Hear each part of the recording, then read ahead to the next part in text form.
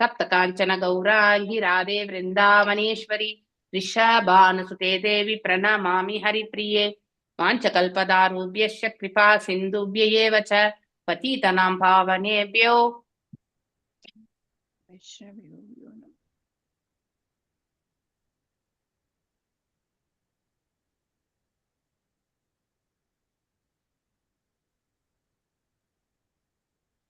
ஒரே நிமிஷம் அப்படியே இருங்க, மாதாஜி கால் பண்றாங்க என்னன்னு தெரியும்.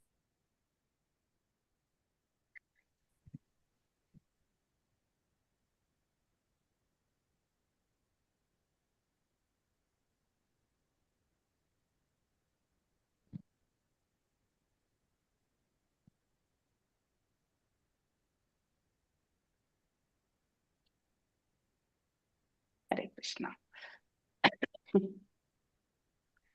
ஹரே கிருஷ்ணா. சோ நம்ம இன்னைக்கு 25வது ஸ்லோகம் இல்லையா?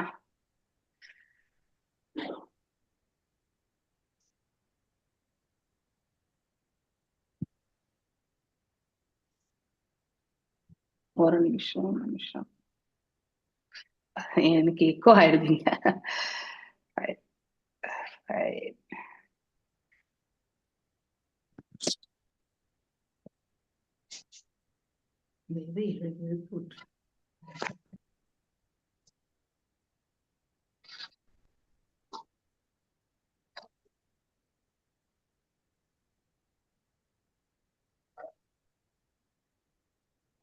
ஒரு பக்கம் இழுக்கிறதுனால வலிக்குது. அந்த கிளாஸ்ல மாத்த முடியல, அதனாலதான். It was a sudden class. நேத்து ஈவினிங் அந்த இதெல்லாம் பார்த்தோம் மாத்தாச்சு, நல்லா பஜன் எல்லாம் பண்ணினாங்க. ஆமா பண்ணீங்க, பாத்தீங்களா? பார்த்தோம் மாத்தாஜி, நல்லா அந்த பிரபுஜி பேசினாரு. அப்புறம் 2 மாதாஜி நல்லா பஜன் எல்லாம் பண்ணாங்க மாதாஜி. நேத்து Gujarati team.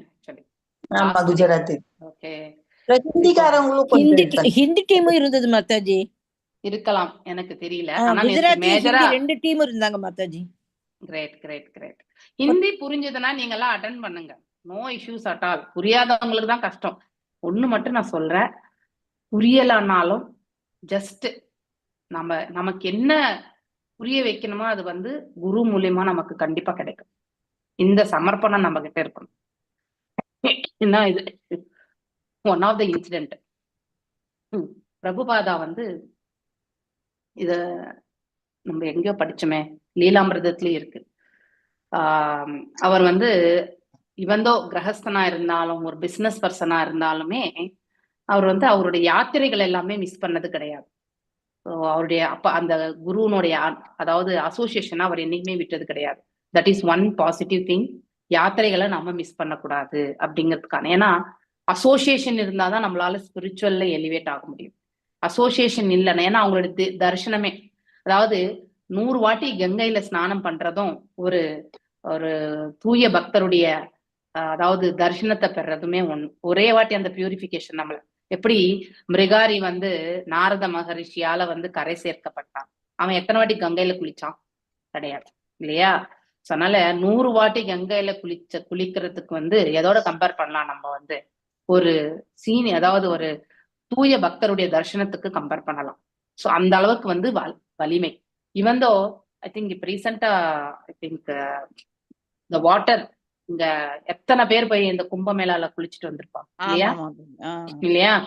So somebody is telling அந்த வாட்டர்னுடைய பியூரிஃபிகேஷன் லெவல் பாத்தீங்கன்னாக்க வைப்ரேஷன் வந்து அதிகரிச்சிருக்கும். நமக்கு கங்கை நீர் பாக்குறதுக்கு வந்து கலங்கமா தெரியலாம், எல்லாமே தெரியலாம். ஆனா அதனுடைய vibration level as increase it அப்படின்னா எத்தனை புண்ணிய ஆத்மாக்கள் வந்து அந்த இடத்துல வந்து டிப் எடுத்திருப்பாங்க அப்படிங்கிறத பார்க்கணும். அதனால association is very very important. Okay. So அப்படி யாத்திரை மாச கணக்குல யாத்திரை போகும்போது அட்லீஸ்ட் கடைசியிலாவது வந்து பிரபுபாதர் அந்த கடைசி நாள்ல போய் கலந்துப்பாங்க. அப்படி விருந்தாவன யாத்திரை 1 month யாத்திரையில இருக்கும்போது அவரால் போக முடியாத போனப்ப கடைசியில போனாராம். அப்ப எல்லாருமே சேஷ விஷ்ணு டெம்பிள் அப்படின்னு ஏதோ இருக்கு போல இருக்காங்க, தெரியல. அந்த டிவோட்டிஸ் எல்லாருமே வந்து அந்த சேஷ விஷ்ணுடைய தர்சனத்தை பெறலாம்னு சொல்லிட்டு கிளம்பி போயிட்டாங்க. இப்ப நாமெல்லாம் கூட விருந்தாவனத்துல அதே வேலைதான் பண்ணிட்டு வந்தோம்னு வச்சுக்கோங்க. இதை நான் இப்ப ரீசன்ட் படிச்சதுனால, போய் வந்த பிறகு படிச்சதுனால சொல்றேன் நான். ஓகே. ஸோ அப்போ அவன் சேஷ விஷ்ணு டெம்பிளுக்கு போறான். ஆனா பிரபுபாதர் வந்து அவருடைய குரு இடத்துல அந்த சமர்ப்பணத்தினால குரு வந்து பிரசங்கம் கொடுத்துட்டு இருக்கார். யாரு? பக்தி சித்தாந்த சாரஸ்வதி தாகூராருடைய பிரசங்கம் நடந்துட்டு இருக்குது. ஆனா அவருடைய டிசைபிள்ஸ் எல்லாருமே கஷேத்ராடனம் மாதிரி வந்து அந்தந்த டெம்பிள்ஸ்க்கு வந்து போயிட்டாங்க. அப்படின்னா அவ்வளவு எலிவேட்டட் சோல் இல்லையா? அப்படிப்பட்டவங்களையே வந்து அவருடைய வார்த்தைகளை கேட்கறதுக்கு இல்லாம எல்லாருமே வந்து கிளம்பி போயாச்சு. பிரபுபாதர் வந்து போகவே இல்லையா. இடின்கோ அவருடைய குரு வந்து என்ன சொன்னாரோ அதை வந்து அந்த சாது சங்கத்துல உட்காந்து கேட்டார். ஒன் மோர் திங், உங்களுக்கு புரியவே இல்லைன்னாலும் அங்க உட்கார்றதுதான் வந்து உசிதமான செயல்.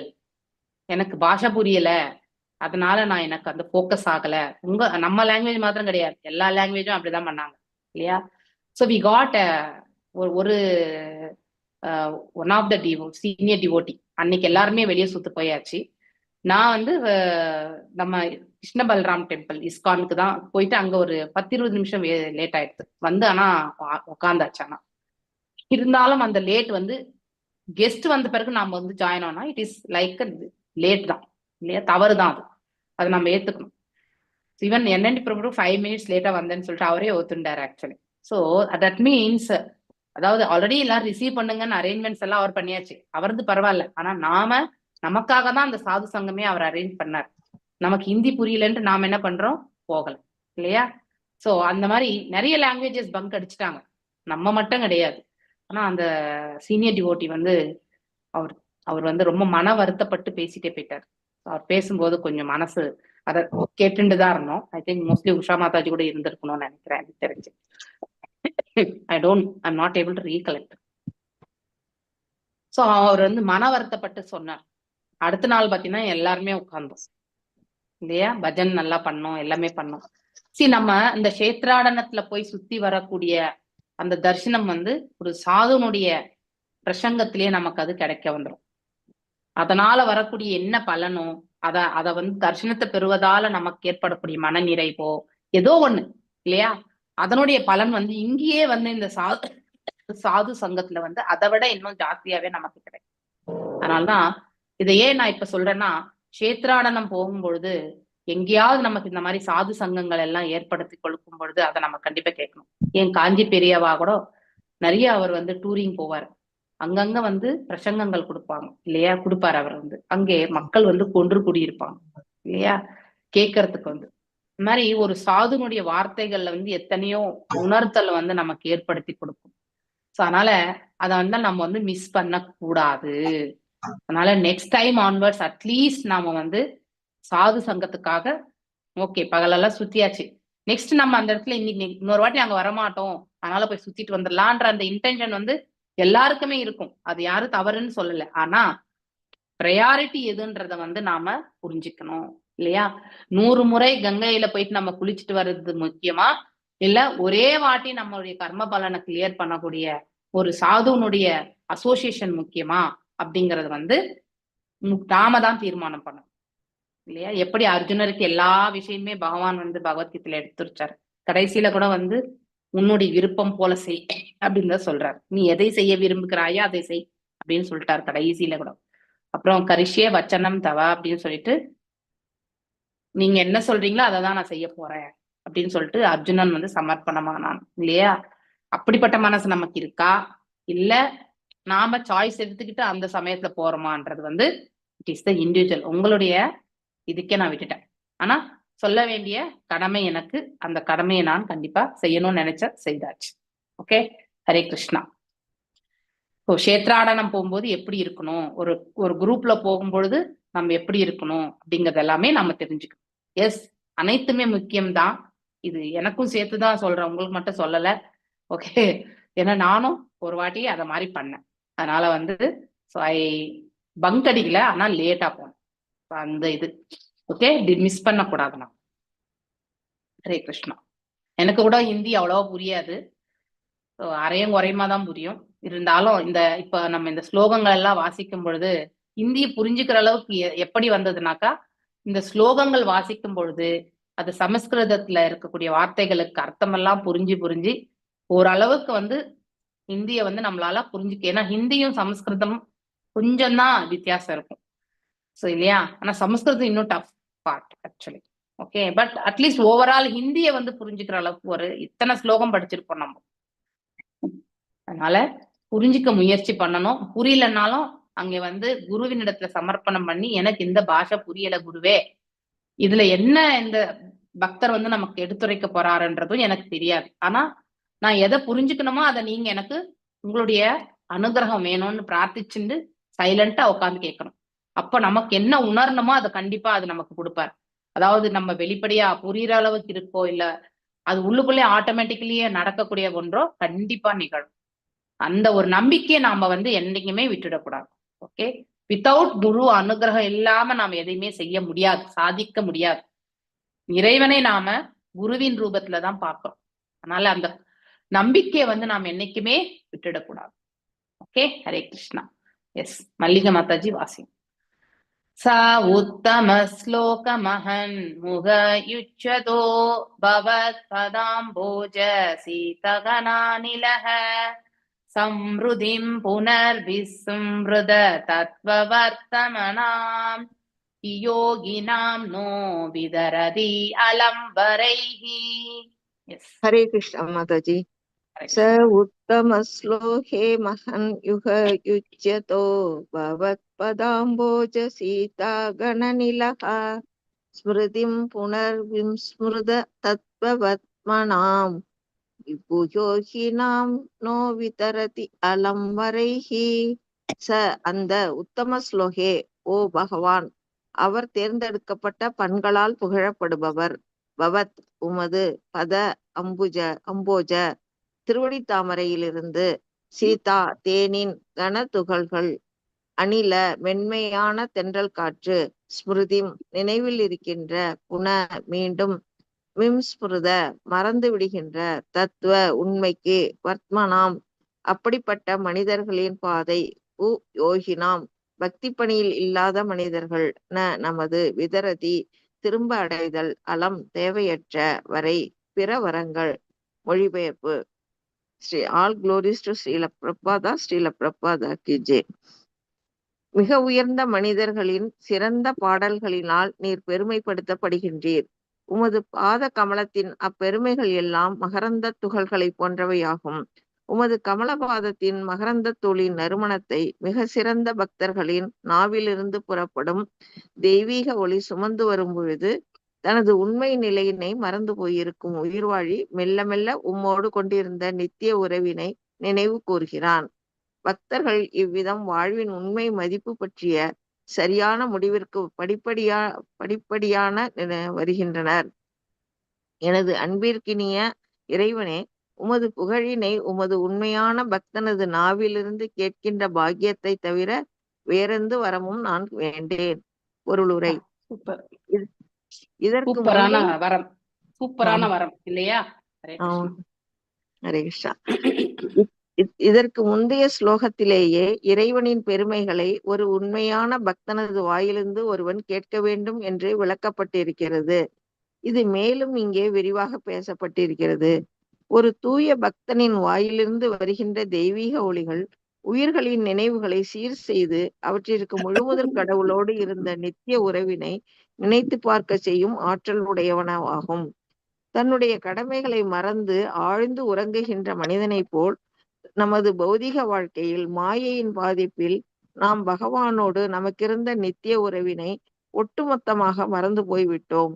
வேதங்களும் நாம் எல்லோரும் மாயையின் பாதிப்பினால் உறங்கிக் கொண்டிருக்கிறோம் என்றே கூறுகின்றன. நாம் இந்த சூழ்ந்த துயிலிலிருந்து எழுந்து நம்மை சரியான செயலில் ஈடுபடுத்திக் கொள்ள வேண்டும். அப்போதுதான் இம்மானுட வடிவம் பெற்ற வாழ்க்கையை நம்மால் சரியாக பயன்படுத்தி கொள்ள முடியும். பக்தி வினோத தாகூரின் பாடலில் பகவான் சைத்தன்யர் கூறுகிறார், ஜீவஜாக ஜீவஜாக என்று. அதாவது பகவான் நித்திரையில் ஆழ்ந்திருக்கும் எல்லா உயிர்களையும் எழுப்பி அவைகளை பக்தி தொண்டில் ஈடுபட சொல்கிறார். ஏனென்றால் இதன் மூலமே மானிட வடிவம் பெற்ற மனிதர்களின் வாழ்க்கை லட்சியம் நிறைவடைகிறது. இத்துயில் நீக்கும் ஒளி ஒரு தூய பக்தனின் வாயில் இருக்கிறது. ஹரே கிருஷ்ணா மாதாஜி, உங்க வாய்ஸ் வரல. ஹரே கிருஷ்ணா. ஹரே கிருஷ்ணா மாதாஜி, நடுவுல ஒரு போன் டிஸ்டர்ப் ஆயிடுச்சு மாதாஜி. Okay fine. இதை இறை தொண்டில் இறை எனக்கு தொண்டில் டவுட், தன்னை என்னோட இது ஹெட்செட் ஏதாவது ப்ராப்ளம் ஆயிடுச்சுன்னு எனக்கு பயம். இல்ல போன் வந்தா இது தானா ஆட்டோமேட்டிக்கா மியூட் ஆயிடுது. Okay okay fine. இறை தொண்டில் தன்னை எப்போதும் ஈடுபடுத்தி கொண்டிருக்கும் ஓர் உண்மை பக்தன் இறைவனது திருவடி தாமரைகள் எடுத்து அடைக்கலம் அடைகின்றான். ஆகவே அவன் பகவானின் திருவடி தாமரைகளில் சிதறுண்டிருக்கின்ற கருணையாகிய மகரந்த பொடிகளோடு நேரடி தொடர்பு கொள்கிறான். பௌதீக வானத்தின் ஒளியோடு ஒரு பக்தனின் தெளிவான பேச்சு ஒத்திருப்பது போல் தோன்றினாலும் பக்தனின் ஒளி தெய்வீகத்தன்மை வாய்ந்ததினால் மிகவும் வலிமை உடையதாய் இருக்கின்றது. காரணம், அவ்வொளியானது முழுமுதற் கடவுளின் திருவடி தாமரைகளின் மீது படர்ந்திருக்கும் மகரந்த பொடியோடு தொடர்பு கொண்டிருக்கிறது. அதனால்தான் அதுவரையிலும் எல்லாவற்றையும் மறந்து துயிலில் ஆழ்ந்திருந்த உயிரானது ஒரு உண்மையான பக்தனது வாயிலிருந்து வருகின்ற சக்திமிக்க ஒளியினை கேட்டு உடனடியாக பகவானோடு தனக்கு இருக்கின்ற நித்திய உறவினை நினைத்து பார்க்கின்றது. ஆகையினால் ஒரு பந்தப்பட்ட ஆத்மாவின் ஜட இயற்கையின் முக்குணங்களினால் மாசுராத பொருள் ஆசைகளற்ற யூக அறிவு இல்லாத தன்னை முற்றிலும் முழுமுதற் கடவுளின் திருவடி தாமரையினடுத்து அடைக்கலம் கொடுத்துவிட்ட ஒரு உண்மையான பக்தனின் வாயிலிருந்து வருகின்றவற்றை கேட்பது மிகவும் முக்கியமானதாகின்றது. நாம் எல்லோரும் குயோகிகளாக இருக்கின்றோம்.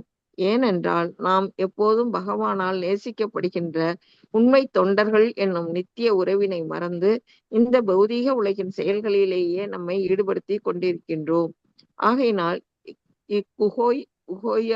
யோக மேடையிலிருந்து நாம் எழுந்து சீயோகிகளாக, அதாவது தெய்வீகத்தன்மை நிரம்பியவர்களாக மாற வேண்டும். ஒரு உண்மையான பக்தனிடமிருந்து கேட்கின்ற செயல் வேதங்களினாலும் குறிப்பாக சைத்தன்ய மகாபிரபுவினாலும் பரிந்துரைக்கப்படுகின்றது. ஒருவன் வாழ்க்கையில் எப்படிப்பட்ட நிலையில் இருந்தாலும், அவன் என்னவாக இருந்தாலும், அவன் ஒரு தூய பக்தனின் வாய்மொழிகளை கேட்பான் என்றால் அவன் படிப்படியாக பகவானுடன் தனக்கிருக்கின்றது உறவினை புரிந்து கொண்டு தன்னை பகவானது அன்பு தொண்டில் ஈடுபடுத்தி கொண்டு விடுவதினால் அவன் வாழ்க்கை நிறைவுடையதாய் ஆகின்றது. ஆகையினால் தான் ஆன்மீக மெய்யறிவை வளர்த்து கொள்ள ஒருவனுக்கு தூய பக்தனின் வாய்மொழிகளை கேட்கின்ற பழக்கம் மிகவும் இன்றியமையாததாகின்றது. ஹரே கிருஷ்ணா மாதாஜி. தேங்க்யூ மாதாஜி. நீங்க சொன்னதுக்கு பொருத்தமாவே இந்த இது பற்பட்டு வந்திருக்கு. யச சிவம் சீஸ்ரவ ஆர்ய சங்கமே யத்ருஷ்யா சோபஸ்ருணோதி தே சக்ருத ததம் குணஞானோ விரமேத் வினாவசிம் ஷீர்யத் பிரபவ்ரே குணசங்கரேச்சயா. எஸ் ரேவதி மாதாஜி வாசிங். हरे कृष्ण माताजी. प्रणाम माताजी. प्रणाम माताजी. शिवम सुश्रवः आर्यं संगमे यत्रुच्चाय सोबसृणुनोति देशकृत् कदं गुणज्ञान विरमेत् विनापसीं श्रीयत् प्रभवरे गुण சங்கரஹேச்சயः. பெருமைகள். சிவம் எல்லாம் நன்னிமித்தங்களும் ஸ்ரீ சர்வ ஓ உயர்ந்த பெருமகளுடைய பகவானே, ஆரிய சங்கமே உயர்ந்த பக்தர்களின் தொடர்பினார்.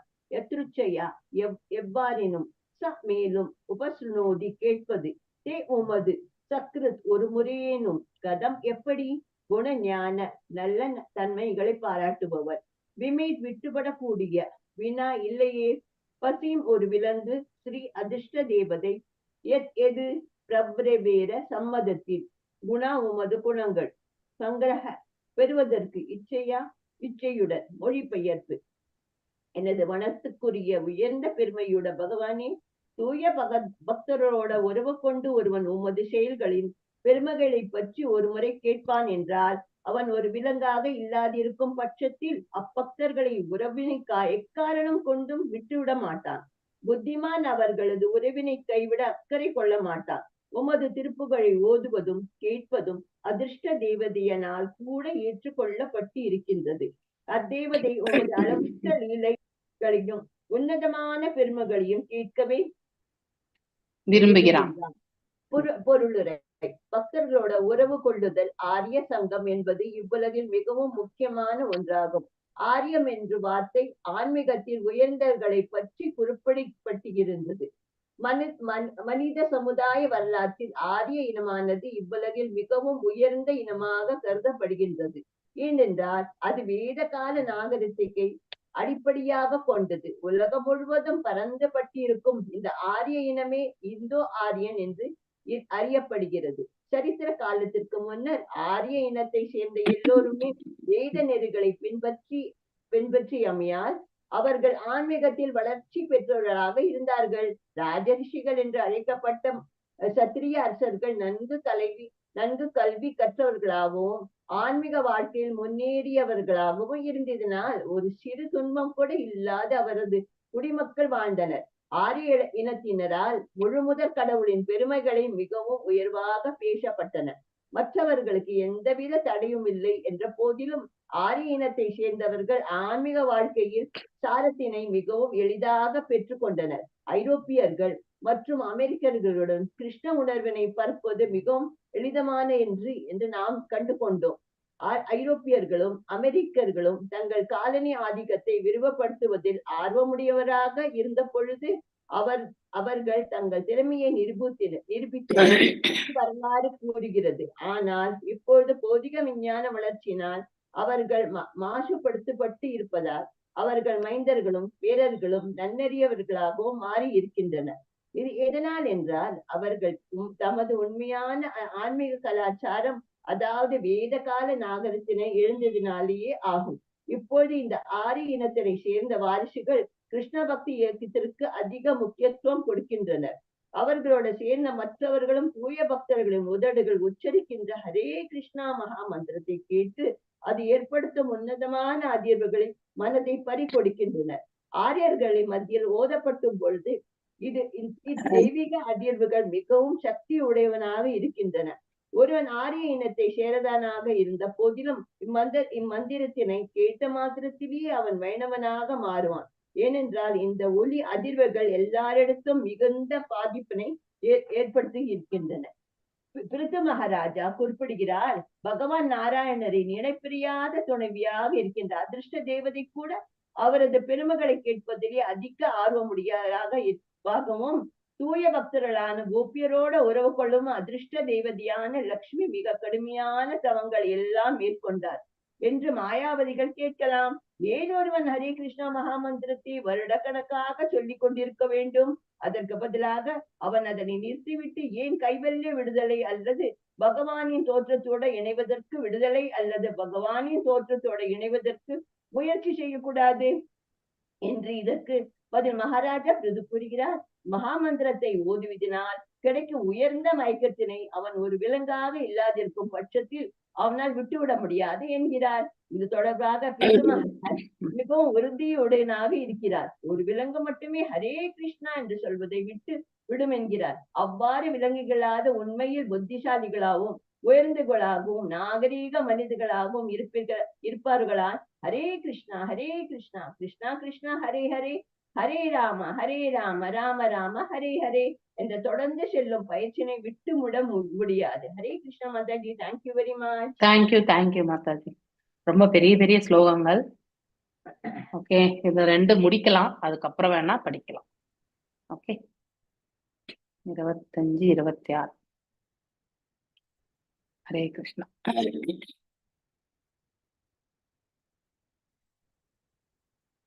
25. சா உத்தம ஸ்லோகமஹன் முகாயுச்சதோ பவத் பதாம்போஜ சீதகணாநிலஹ சம்ருதிம் விஸ்மிருத தத்வவர்த்தமனாம் உயோகினாம் நோ பிதரதி அலம்பரை. சா அந்த உத்தம ஸ்லோக ஓ பகவான், அவர் தேர்ந்தெடுக்கப்பட்ட பண்களால் புகழப்படுவர். உத்தம ஸ்லோகம் இல்லையா? அதாவது எதெல்லாம் நாம இறைவனுக்கு புகழாரங்களாக கூட்டுகின்றோமோ அது எல்லாமே உத்தம ஸ்லோகங்கள் தான். சோ அதனால அந்த ஸ்லோகங்கள் சொல்லும் பொழுது, இப்ப ஹரே கிருஷ்ணா மந்திரத்தை நம்ம சொல்லும்போது ஒரு நிலை இல்லையா? அதுலயுமே ஒரு கனிஷ்ட அதிகாரி சொல்லும் பொழுது ஈடுபாடு குறைவா இருக்கும். அதே ஒரு மத்தியமா உத்தமத்துல வரும்பொழுது அவங்களுடைய வாய்ஸ் வந்து நம்ம இன்னும் ஒரு வாட்டி அவங்க சொல்லுவாங்களா, மீண்டும் அந்த நிறைய பேருக்கு இந்த அட்ராக்ஷன் வரதுண்டா இல்லையா? நமக்கு யாரோ ஒரு பக்தர் வந்து பக்தியில வந்து ரொம்பவுமே வந்து எலிவேட்டட் ஆனாதான் அந்த வாய்ஸ்னுடைய இதுவும் வந்து அது ரொம்ப, அதாவது குயில் போல பாடுறது கிடையாது. உண்மையிலே அது வந்து இப்ப நம்ம பிரபுபாதருடைய வாய்ஸ்ல பாத்தீங்கன்னா அவ்வளவு வைப்ரேஷன்ஸ் இருக்கும் இல்லையா? அது மாதிரி. சோ அவங்க அவ்வளவு நாம ஜபங்கள் சொல்லி இருந்திருப்பாங்க. தட் ஏன்னா நாம ஜபங்கள் சொல்லும் பொழுது நம்ம நாவின் மீது பகவான் வந்து நர்த்தனம் புரிகிறார் அப்படின்னு சொல்லப்படுகிறது இல்லையா? So that was senior devotee லெக்சர்ஸ்ல கூட நம்ம எல்லாருமே கேட்டிருக்கோம். நீங்க கேட்டிருக்கீங்களா இல்லையா? நானும் கேட்டிருக்கேன். ஓகே. சோ அதனால நாம ஜபங்கள் சொல்ல சொல்ல சொல்ல நம்ம வந்து அந்த நாம ஜபத்தின் மீது நாம அபராதல இருந்து நாம பாஷைல இருந்து நாம ருச்சி, இந்த 3 நிலைகளுக்கு நாம செல்ல நம்ம தூண்டப்படுகிறோம். அந்த இதுக்கு போயிடும். ஒரு முறை நாம பாஷைக்கு போனாலே நம்மளால அந்த நாம ஜபத்தை விடவே முடியாது. சோ எதை வேணாலும் விட்டுறலாம். சும்மாலே உட்கார்ந்தாலும் எழுந்தாலும் ஹரே கிருஷ்ணா கிருஷ்ண கிருஷ்ணா ஹரே ஹரே ராம் ராம் ராம். அந்த மந்திரம் வந்து அதாவது தடுக்கி விழுந்தாலும் அந்த அளவுக்கு நமக்கு வரணும். அப்பதான் மரணிக்க தருவாயில வந்து நம்ம எந்த கஷ்டம் வந்தாலும் கூட அந்த மந்திரத்தை சொல்லக்கூடிய அந்த மனப்பக்கம் வந்துருச்சுன்னா மரணத்தை விட மோசமான வழி எதுவுமே கிடையாது இல்லையா? அந்த சூழ்நிலையுமே அந்த மந்திரத்தை சொல்றதுக்கான வாய்ப்பை நம்ம ஏற்படுத்திக்கிறோம். எதுக்கு நம்மள நாம ஜபத்தை பழக சொல்றாங்கன்னா, நாம் எதை பழகுகிறோமோ அதுதான் நம்முடைய கடின காலத்துல நம்மளால பேச முடியும் இல்லையா? நல்லவைகளை பழகினால் நல்லவைகளை வந்து வெளியில வரும், தீயவைகளை பழகினால் தீயவைகள் தான் வரும் இல்லையா? நாம் எந்த வார்த்தைகளை வந்து ஃப்ரீக்வெண்டா நம்ம வந்து இல்லையா, நீ ஒரு முட்டாள்ன்றது சொல்லிட்டு இருந்தா கடைசியில நம்ம மரணிக்கும் தருவாயில கூட முட்டாள் தான் நமக்கு ஞாபகம் வரும் இல்லையா? இனி எந்த வார்த்தையா இருந்தாலுமே எதற்கு நாம ஜபங்களை இவ்வளவு சொல்றாங்க, ஏன் இதை சொல்லணும் இல்லையா? நாம 16 மாலை ஏன் ஒரே நாமம் இல்லையா? ஒரு முறை சொன்னால் கூட நம்ம மனசு வந்து ஸ்டெபிலைஸ் ஆகக்கூடிய அந்த கெப்பாசிட்டி இருந்தா கண்டிப்பா ஃபைன். ஆனா கலியுகத்துல நமக்கு அப்படிப்பட்ட ஆப்பர்ச்சுனிட்டியே கிடையாது. Ruled out. அது நம்ம எத்தனை வாட்டி சொன்னாலுமே நமக்கு மறதி வரும் இல்லையா? எத்தனை வாட்டி நம்ம நினைவு படிச்சிருந்தாலும் இப்ப பாகவதம்லாம் நிறைய படிக்கிறோம். ஆனா எவ்வளவு அதாவது பகவானுடைய குவாலிட்டிஸ் எல்லாம் நிறைய இடங்கள்ல குளோரிபிகேஷன் வந்து பண்றாங்க. ஆனா எல்லாத்தையுமே நம்மளால ரீகலெக்ட் பண்ண முடியறதா? கண்டிப்பா கிடையாது இல்லையா? அதனால நமக்கு இருக்கக்கூடிய ஞாபக சக்தி மிக மிக மிக குறை. அதனால்தான் மீண்டும் மீண்டும் மீண்டும் வந்து நம்ம வந்து பகவானுடைய திருநாமங்களை நாம் உச்சாடனம் பண்ணும் பொழுது அது ஆழ் மனதுல வந்து பதிய ஆரம்பிக்கும் இல்லையா? ஆழ் மனதில் வந்து பதியக்கூடிய எந்த ஒரு இதுமே வந்து அவ்வளவு சுலபத்துல, அதாவது சூக்ஷ்ம நிலையில போய் அது பதியும் பொழுது ஆட்டோமேட்டிக்கலி அது வந்து கடினமான சூழ்நிலையில வந்து நம்ம ஆழ் மனசுல என்ன பதிஞ்சிருக்கோ அதை தான் நம்மளால நினைவில் கொள்ள முடியும். அதை மட்டும்தான் நம்மளால வெளிப்படுத்த முடியும். அதனால்தான் ஸ்ட்ராங் ஒப்பீனியன் என்னன்னா, நமக்கு இங்க இருக்கக்கூடிய ஸ்லோகங்கள் எல்லாம் வாசிக்கும் பொழுது இறைவனுடைய புனித நாமங்களை நாம எப்பவுமே சொல்லக்கூடிய அந்த மனப்பக்குவத்தை வளர்த்துக்கணும். அப்பதான் there is an opportunity. இந்த மரணிக்கும் தருவாயில வந்து அந்த பகவானுடைய புனித நாமங்களை வந்து நினைவில் கொண்டு உச்சாரணம் பண்றதுக்கு இல்லையா? குலசேகர ஆழ்வார் இல்லையா முகுந்தமால ஸ்தோத்திரம் 33 ஸ்லோகால சொல்றார் இல்லையா? என்ன சொல்றார் ஆக்சுவலி இல்லையா? இப்ப நான் நல்ல ஆரோக்கியமா இருக்கேன் இல்லையா? பகவானே உன்னுடைய நாமங்கள் எல்லாமே வந்து மெய்சிலிருக்க வைக்குது இல்லையா? சோ இத வந்து என் மனசுல வந்து ஆழ்ந்து பதிய வைக்கணும். சோ ஏன்னா மேலும் நான் இப்பவே வந்து உன்னுடைய திருவடிகளை சேர்வதற்கு நான் தயாராக இருக்கின்றேன். ஏன்னா வயதான காலத்துல இந்த வாதம் பித்தம் கபம் இந்த 3 என்னுடைய தொண்டை அடைக்கப்பட்டு வார்த்தைகள் வராமல் போய்விட்டால், உன்னுடைய புனித நாமத்தை என்னால சொல்லாமல் போய்விட்டால் என்ன செய்வது? அதனால இப்ப உன்னை நினைச்சுட்டே இருக்கேன் இல்லையா? இந்த நினைவில் கொண்டிருக்கக்கூடிய நல்ல ஆரோக்கியமா இருக்கக்கூடிய இந்த நிலையில இருக்கும் பொழுது உன்னை நினைக்கக்கூடிய அந்த மார்க்கத்தை நீ கொடுத்துருக்க இல்லையா? இந்த நிலையிலே என்னை வந்து நீ வந்து ஏற்றுக்கொள் பகவானே அப்படின்னு சொல்லிட்டு முகுந்தமால ஸ்தோத்திரத்துல குலசேகர ஆழ்வார் வந்து பாடுறாரு. ஆக்சுவலி இது நம்ம 18 daysல கூட உங்களுக்கு அந்த ஸ்லைட்ல இருக்கும் இல்லையா? சோ அப்படி இந்த பகவானுடைய புனித நாமங்களுடைய மகிமையை நம்ம தெரிஞ்சுக்கணும். அடிக்கடி இந்த மகிமைகள் எல்லாம் நம்ம பேசதான் நம்ம நாம அபராதத்துல இருந்து வெளியில வர முடியும். இல்லைன்னா நம்ம பேசக்கூடிய வார்த்தைகளும் நாம ஜபமும் ஒரே மாதிரி துணியில தான் எடுத்துட்டு போவோம். அப்ப அதுல ஈடுபாடு என்பது இருக்காது. ஈடுபாடற்ற நாம ஜபத்தை வந்து நம்ம எத்தனை 20 ஆண்டுகள் 30 ஆண்டுகள் நம்ம வந்து நாம ஜபம் சொல்லிட்டு இருந்தாலும் அதுல வந்து உண்மையான அர்த்தத்தை புரிஞ்சுக்கணும் இல்லையா? எதற்காக ஜபிக்கின்றோம், அந்த நாமங்கள் யாரை குறிக்கின்றது இல்லையா? இப்ப ஹரிதாஸ் தாகூர் வந்து 3 லட்சம் நாமங்களை சொன்னார் இல்லையா? ஒரு நாளைக்கு 3 lakhs ஹோலி நேம்ஸ் அவர் சொல்லியிருக்காரு இல்லையா? அப்படி பாத்தீங்கன்னாக்கா நம்ம ஒரு ஹரிநாமத்துல நமக்கு எத்தனை வருது? 16 நாமங்கள். சோ ஹரே என்பது அதாவது ராதையை குறிக்கிறது. ராதை வேற யாரும் கிடையாது, பகவானுக்குள்ள இருக்கக்கூடிய அந்தரங்க சக்தியில, அதாவது ஆன்மீக ஆற்றல் இல்ல, 3ல அந்த ஒன்று ஹலாதினி ஆற்றல் என்பது நம்ம படிச்சிருக்கோம் இல்லையா? ஆஸ் குட் அஸ் அது ஃபுல்லாவே எல்லாமே வந்து பகவானை தான் சேர்றது. ராமா என்றாலும் கிருஷ்ணா என்றாலும் எல்லாமே அவருடைய இதுதான் இல்லையா? ராமா என்றால் பலராமர் வந்து அவருடைய ஆற்றலில் வந்து தோன்றியவர். இப்படி 16 நாமங்கள் ஒரு மந்திரத்துல நமக்கு இருக்கு இல்லையா? பகவான 16 முறை நம்ம அழைக்கிறோம் ஒரு வாட்டி மகா மந்திரம் சொன்னா. அதனால அந்த 16 இல்லையா 3 லட்சத்தை நீங்க டிவைட் பண்ணும் பொழுது அதுக்கப்புறம் வந்து ஒரு மாலை வந்து 108 டிவைட் பண்ணீங்கன்னாக்கா அத்தனை ரவுண்ட்ஸ் வந்து யாரு பண்ணது? ஹரிதாஸ் தாக்கூர். அதாவது அப்ராக்சிமேட்டா ஐ திங்க் 192 ரவுண்ட்ஸ் வந்து ஒவ்வொரு நாளுமே அவர் பண்ணியிருக்கிறதா சொல்லப்படுகிறது இல்லையா? 192 ரவுண்ட்ஸ். ஸோ இப்படி அது சொல்றது அவ்வளவு ஈஸி கிடையாது. It is not easy. 108 மாலை சொல்றதுக்குள்ளே நமக்கு இதெல்லாமே வந்து வலிக்க ஆரம்பிக்கிறது. ஏன்னா கண்டினியூஸ்லி வில் பி ஸ்பீக்கிங் இல்லையா? ஸோ அதனால பழக்கம் இல்லைன்னா கண்டிப்பா சொல்ல முடியாது. 108 மாலை நிறைய பேர் வந்து ஏகாதசி அன்னைக்கு 108 மாலை பண்ணுவாங்க. ஸோ அந்தனுடைய that is also one austerity actually இல்லையா?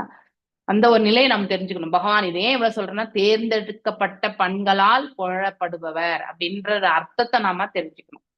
ஸோ அதுக்காக ஸ்பெசிபிக் ராகம் ஸ்பெசிபிக் இதுலதான் நம்ம வந்து பகவானை வந்து தாளத்துலதான் பண்ணணும்னு கிடையாது. அதை சொல்லக்கூடிய குவாலிட்டி தான் இந்த இடத்துல பார்க்கணும். அதனுடைய இன்டென்ஷன் என்னன்றத பார்க்கணும் இல்லையா? சோ அப்போ ஆழ் மனசுல இறைவனை எண்ணிக்கொண்டு நாம வந்து பகவானுடைய புனித நாமங்களை சொல்லும் பொழுது அதுதான் வந்து தேர்ந்தெடுக்கப்பட்ட பண்ணு அப்படின்றது. அதாவது உணர்ந்து அறிந்து இறைவனுடைய நாமங்களை நாம துதிக்கிறோம், அதுதான் குவாலிஃபைடு. பவத் உமது. ஆனா ஆரம்பத்துல கனிஷ்ட அதிகாரிக்கு எக்ஸ்கியூஸ் உண்டு. ஆனா 4 ஆண்டுகள் ஆன பிறகு கூட நான் கனிஷ்ட அதிகாரி நிலையில தான் நான் நாம ஜபங்கள் ஜெபிப்பேன்னா தட் இஸ் வேஸ்ட் அப்படிங்கறது தெரிஞ்சுக்கணும். பத அம்போஜ திருவடி தாமரையிலிருந்து சீதா தேனின் கன துகள்கள் அணில மென்மையான தென்றல் காற்று சம்ருதேம் நினைவில் இருக்கின்ற புனக மீண்டும் விஸ்மிருத மறந்து விடுகின்ற தத்துவ உண்மைக்கு வர்த்தமனாம் அப்படிப்பட்ட மனிதர்களின் பாதை கு யோகினாம் பக்தி பணியில் இல்லாத யோகினாம் பக்தி பணியில் இல்லாத மனிதர்கள் நமது விதரதி திரும்ப அடைதல் அலம் தேவையற்ற வரை பிற வரங்கள். மொழிபெயர்ப்பு. மிக உயர்ந்த மனிதர்களின் சிறந்த பாடல்களினால் நீர் பெருமைப்படுத்துகின்றீர் இல்லையா? அதாவது மிக உயர்ந்த மனிதர்களின் சிறந்த பாடல்களால் அப்படின்னா பியோர் டிவோட்டி அவருடைய வாய்ஸ் இல்லையா? அவருடைய சப்தம் அந்த அவருடைய அந்த பக்தியினுடைய பிரமாணம் இல்லையா? அத நீங்க வந்து பெருமைப்படுத்துகின்றீர். பகவான் அதுல வந்து லயித்து விடுகின்றார். நாம கூட வந்து அழகா பாடுறோமா இல்லையா, இல்ல கட்ட குரலா இல்ல ஸ்வீட்டான குரலெல்லாம் செகண்டரி, அதெல்லாம் கிரைட்டீரியாவே கிடையாது. எந்த அளவுக்கு மனசுல ஆழ்ந்திருந்து பகவானை நாம சேவிக்கின்றோன்றதுதான், அதுதான் மெயின். உமது பாத கமலத்தின் அப்பெருமைகள் எல்லாம் மகரந்த துகள்களை போன்றவையாகும். அதாவது அவருடைய அந்த பெருமைகள், அதாவது குளோரிபிகேஷன் இல்லையா? பகவானுடைய திரு தாமரை பாதங்களுக்கு, அந்த பாதத்துல இருக்கக்கூடிய தாமரை மலர்ல இருக்கக்கூடிய மகரந்த துகள்களுக்கு வந்து ஒப்பிடப்பட்டிருக்கு. உமது கமல பாதத்தின் மகரந்த துகள்களின் நறுமணத்தை, அதனுடைய வாசனை மிகச்சிறந்த பக்தர்களின் நாவிலிருந்து புறப்படும். அப்படின்னா அந்த மகரந்த துகள்களுடைய வாசனை எவ்வாறு மேன்மையானதோ அது போல பகவானுடைய தூய பக்தர்களுடைய அந்த அதாவது பாடல்கள் இல்லையா, அதாவது கீர்த்தன்கள் எல்லாமே வந்து தெய்வீக ஒளியை சுமந்து வரும் பொழுது தனது உண்மை நிலையை மறந்து போயிருக்கும் உயிர் வாழி மெல்ல மெல்ல உம்மோடு கொண்டிருந்த நித்திய உறவினை நினைவு கூறுகிறான். சோ இதுதான் கிராஜுவல் ப்ரோக்ரசிவா படிப்படியா நமக்கு எப்படி பக்தி பாதை போறதுன்னு இப்படிதான். இனிஷியல்ல நம்ம வந்து நமக்கு ஒரு குரு சொன்னாங்க, நாம ஜபத்தை சொல்லுவோம் அப்படின்னு சொல்லிட்டு சொல்லிட்டே இருப்போம். அதுல நாம எவ்வளவு சின்சியரா இருக்கோம், உண்மையா இருக்கோன்றத பொறுத்து நமக்கு வந்து இறைவன் வந்து வழி நடத்துவார். நெக்ஸ்ட் வந்து அத வந்து கீர்த்தன்களா பாடும் பொழுது அந்த மனசு வந்து லயிக்க ஆரம்பிக்கும் இல்லையா? மனதுல இறைவனுடைய பாதங்களை வந்து லயிக்க ஆரம்பிக்கும் பொழுது இல்லையா, அப்போ அவங்க என்ன பண்ணுவாங்கன்னா மெதுவா வந்து பகவானோடு இருக்கக்கூடிய அந்த அந்த எப்படி வைதி பக்தி, வைதி பக்தியிலிருந்து ராகனுகா பக்தி இல்லையா, டிரான்ஸ்பர்மேஷன். ஸோ ஒரு பர்டிகுலர் டைம்ல ஸ்பான்டேனியஸ், அதாவது சடனா வந்து நமக்கு வந்து அந்த பகவான் மீது இருக்கக்கூடிய அந்த சம்பந்தம் வந்து நமக்கு ஏற்படும் இல்லையா? சடனா வந்து நாம அந்த நாம ஜபத்தை வந்து மனசுல வந்து ஹிருதயத்துல நிறுத்தி செய்யணும்ன்ற அந்த உணர்வு நமக்கு ஏற்படும் இல்லையா? சோ ஃபர்ஸ்ட் ஈடுபாட்டற்ற நிலையிலிருந்து செயல்படலாம். ஆனா அதை வந்து அப்படியே வந்து ஈடுபடுத்தக்கூடிய அந்த நிலைக்கு கொண்டு வரும். அப்ப அதிலேயே நாம் நிலை கொள்ளும் பொழுது பரவச நிலை. பரவச நிலைக்கு அடுத்த நிலை என்னது? உறவு முறை இல்லையா? சம்பந்தமான பிறகு அபிதயா, அவருக்கு நாம செய்யக்கூடிய தொண்டு, அதனுடைய பலஸ்ருதி எல்லாமே நாம படிச்சிருக்கோம். பக்தர்கள் இவ்விதம் வாழ்வின் உண்மை மதிப்பு பற்றிய சரியான முடிவிற்கு படிப்படியாக வருகின்றனர் இல்லையா? அதனால்தான் ஸ்டெப் பை ஸ்டெப் தான், எடுத்த உடனே வந்து நம்மளால போக முடியாது. எனது அன்பிற்கினிய இறைவனே, உமது புகழினை உமது உண்மையான பக்தனது நாவிலிருந்து கேட்கின்ற பாக்கியத்தை தவிர வேற எந்த வரமும் நான் வேண்டேன் அப்படின்னா அவர் என்ன சொல்றாருன்னா, பகவான் தரிசனம் கொடுத்த பிறகு உனக்கு என்ன வரம் கேளுன்னு தான் கேட்பார் இல்லையா? அப்போ இந்த இடத்துல பிருது மகாராஜ் என்ன கேட்கிறாருன்னா, உன்னுடைய உண்மையான பக்தர்களுடைய திரு நாவிலிருந்து உங்களுடைய புகழ் ஆரங்களை கேட்பதற்கான அந்த பாக்கியத்தை மட்டும் எனக்கு கொடுங்கோ அப்படின்னு சொல்லிட்டு கேட்கிறார். அந்த ஒரு வரத்தை தான் அவர் கேட்கிறார். இதற்கு முந்தைய ஸ்லோகத்திலே இறைவனின் பெருமைகளை ஒரு உண்மையான பக்தனது வாயிலிருந்து கேட்க வேண்டும் என்று விளக்கப்பட்டிருக்கு. ஏன்னா ஏன் உண்மையான பக்தன் அப்படின்னா ரியலைசேஷன் இருக்கும் இல்லையா? உணர்ந்து இருப்பாங்க, அவங்களுடைய உணர்ந்தறிதல். அதனால அந்த சொல்லக்கூடிய வார்த்தைகள்ல வந்து நம்பிக்கை, ஸ்ரத்தை இல்லையா? ஸோ ஒரு கிளாஸ் எடுக்கணும்னா அது அவ்வளவு சுலபமே கிடையாது. It is not easy. இந்த டாபிக்ஸ் எல்லாமே நாம வந்து சும்மா உட்காந்து வந்து பண்ணவே முடியாது. இதற்கு குருனுடைய ஆசீர்வாதம், இறைவனுடைய அருள் எல்லாமே இருந்தால் ஒழிய இந்த இடத்துல உட்காந்து ஒரே ஒரு லைன் கூட நம்மளால வாசிக்க முடியாது, சொல்ல முடியாது. சோ ஒரு போதகருக்கு வந்து இந்த அனுகிரகம் வந்து இறைவன் வந்து வழங்கி இருக்கக்கூடியது, குரு பரம்பரா கொடுத்திருக்கக்கூடியது இல்லையா? So nothing, no credit.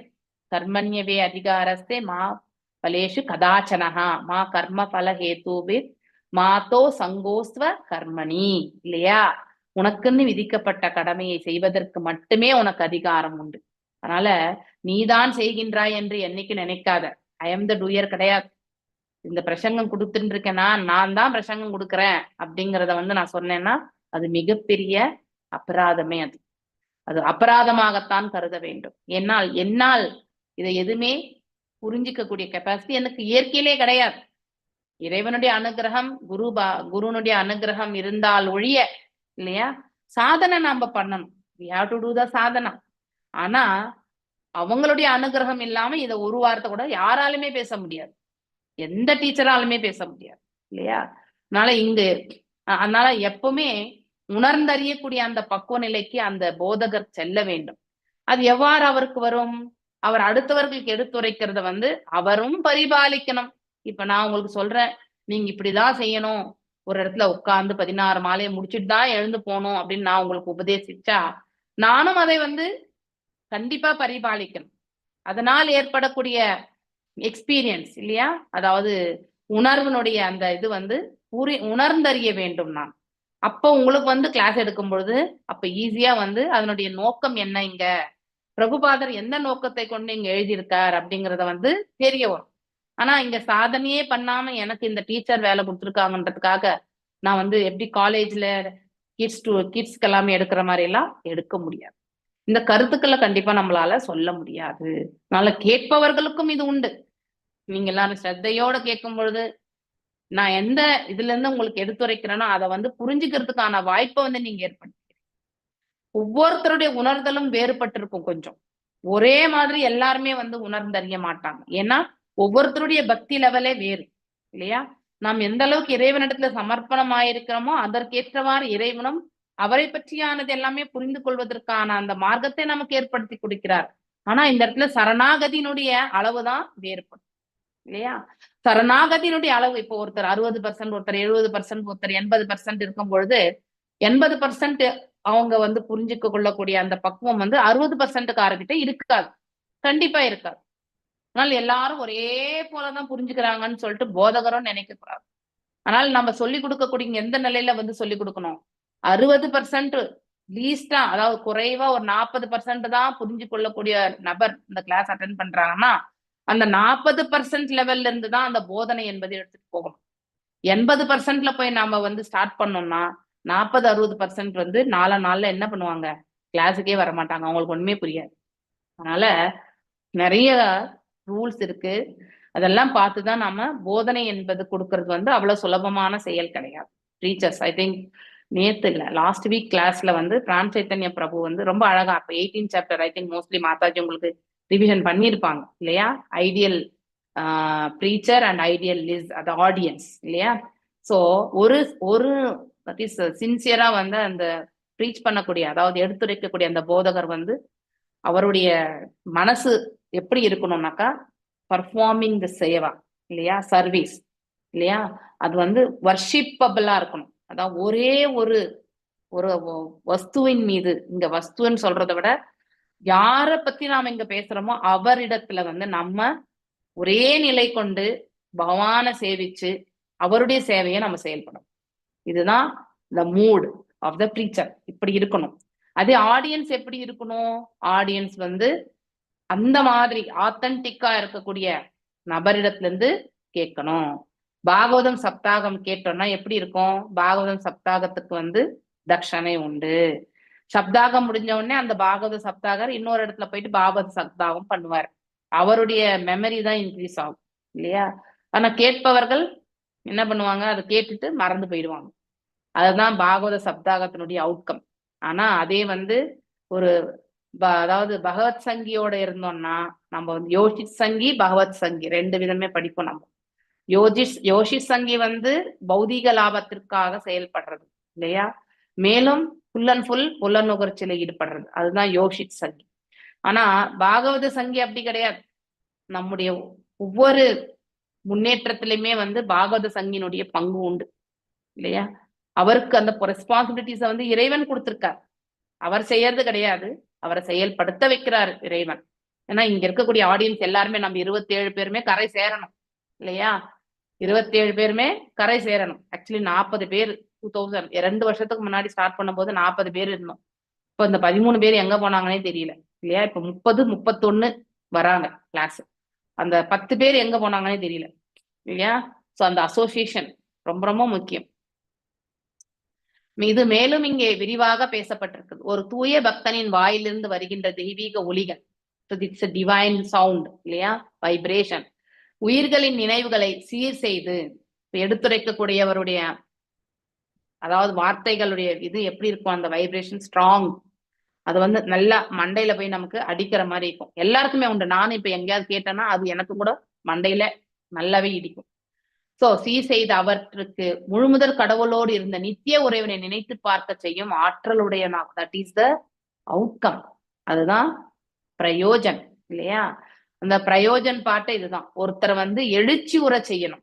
ஆன்மீகத்துல வந்து எழுச்சுற ஜீவ ஜாகோ இல்லையா, கௌரா சாந்து போலே கோட்டானித்த தாவோ மாயா பிச்சாச்சீர போலே இல்லையா, எழுந்துரு ஜீவனே எழுந்துரு இல்லையா. யார் பாடுறது, கௌரங்கர் பாடுறாரு ஆக்சுவலி இல்லையா.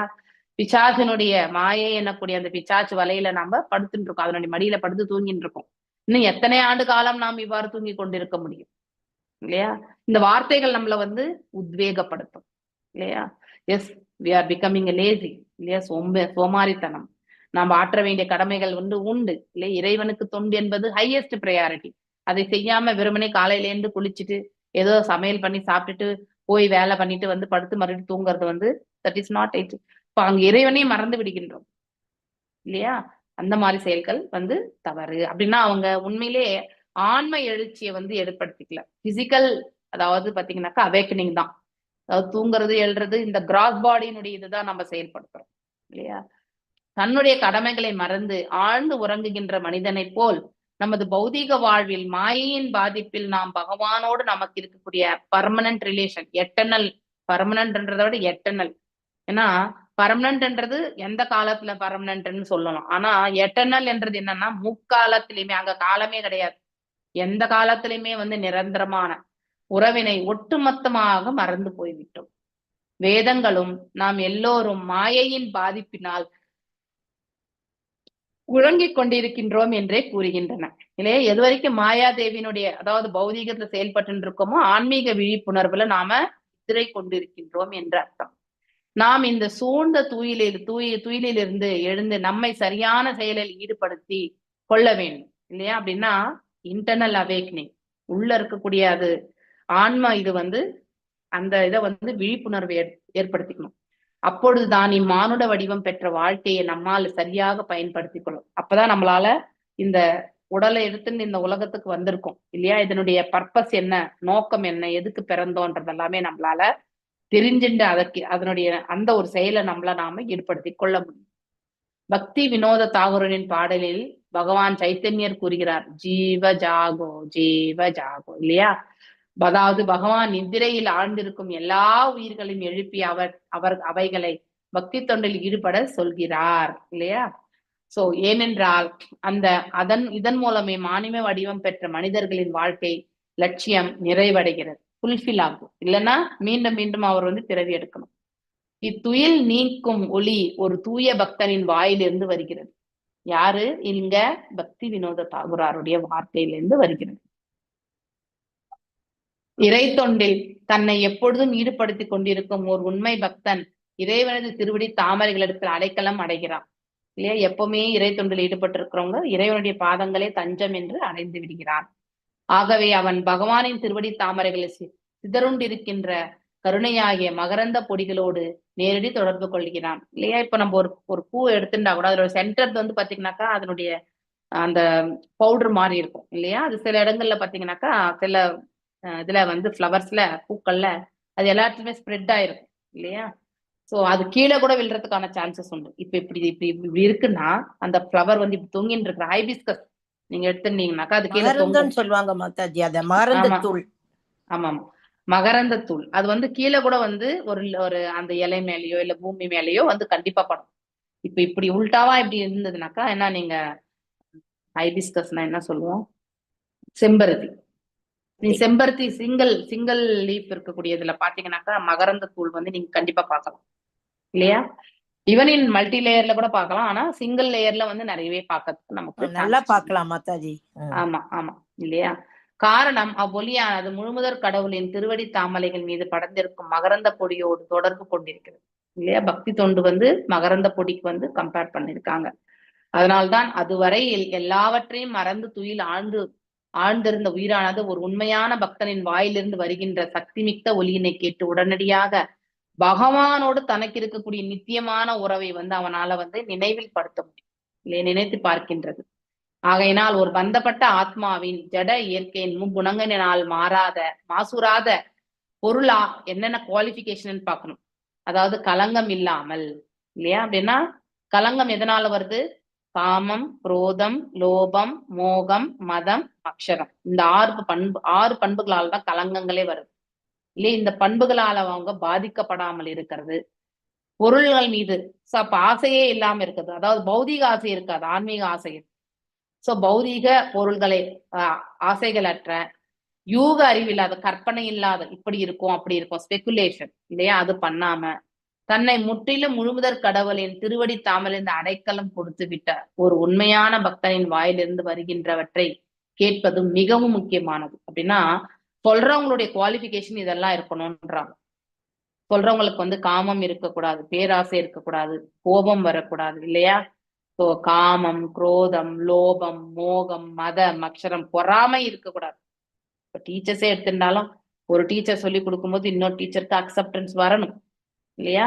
அவங்களும் வந்து ஒரு டீச்சர் தான், அவங்களும் படிச்சு உணர்ந்து சொல்லிட்டு இருக்காங்க, அதை நாம வந்து ஏத்துக்கணும். நமக்கு எப்படின்னா நம்மள மாதிரி காலகட்டத்துல வந்தவங்களை வந்து நாம வந்து ஒரு போலதான் பாவிப்போம். இல்லையா? இப்ப நான் சொல்றதும் அந்த மாதாஜி சொல்றதும் ஒண்ணுதான், ஆனா அப்படி கிடையாது. ஒவ்வொருத்தருடைய உணர்தல் விதமே வேறு.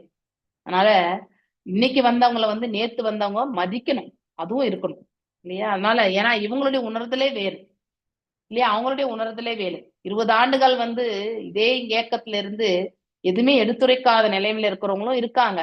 10 மாசத்திலேயே வந்து எடுத்துரைக்கக்கூடியவங்களும் இருக்காங்க இல்லையா? அதனால நம்ம யாருடைய பக்தி பாதை வந்து எந்த அளவு நாம மெஷர் பண்ண முடியாது, இறைவன் மெஷர்மெண்ட் பண்ணுவார். அதனால மரியாதை முக்கியம் என்பது கண்டிப்பா கொடுக்கணும். நம்ம ஒரு பக்தனுக்கு வந்து பக்தனாக அவங்கள வந்து நாம ஏத்துக்கணும்.